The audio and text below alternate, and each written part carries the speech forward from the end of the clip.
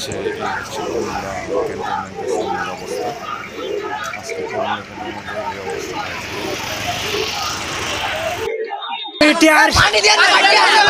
আমি টিয়ারশেল খেয়েও ক্যান্স হয়নি।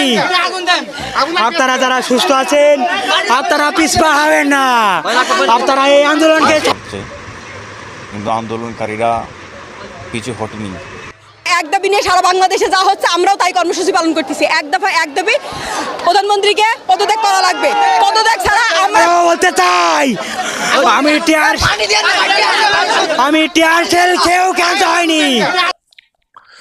বলো বীর, বলো উন্নত মম শির, শের নিহারি আমারি নত শির, ওই শিকর হিমাদ্রির।